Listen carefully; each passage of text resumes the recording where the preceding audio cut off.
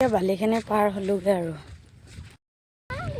এতিয়া আকৌ এইখিনি পাৰ হ'ব লাগিব। সেয়া আপোনালোকে চাই থাকিব।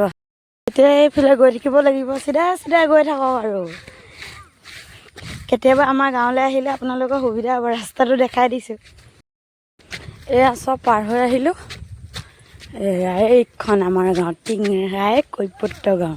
এতিয়া গৈ আছোঁ আমি নামঘৰলৈ, যিহেতু আজি আমাৰ নামঘৰত কিবা মিটিং এখন দিয়া হৈছে, তাতে গৈ আছোঁ। আপোনালোকে মোৰ ভিডিঅ'টো শেষলৈকে চাব। নামঘৰলৈ মই কেলৈ আহিছোঁ, কি কাৰণে আহিছোঁ, সকলোবোৰ গম পাব। এয়া নামঘৰ আহি পালোহি। যিহেতু মানে আমাক এঘৰীয়া কৰি এৰি থোৱা হৈছিলে, যিহেতু মই বিহাৰী ছোৱালী, তাকে অসমীয়া মানুহলৈ বিয়া হৈছোঁ ন, অলপতো নিয়ম থাকিব লাগে। 1 বছৰ ৰেহাই কৰি দিছিলে, যিহেতু আজি হ'ল ভালে বছৰ হ'ল। আমি যিহেতু গাঁৱত নাথাকোঁ ন, ডিব্ৰুগড়লৈ আহিলোঁ। তাকে আজি গৈ তামোল পাণযোৰ পেলাই চফা হ'মগৈ আৰু যিহেতু নামঘৰত বৰসবাহ ভাওনা আছে, তাৰ বাবে নামঘৰত মিটিং পতা হৈছে। আপোনালোকে যাব আমাৰ টিংৰাই গাঁৱত ভাওনা চাবলৈ।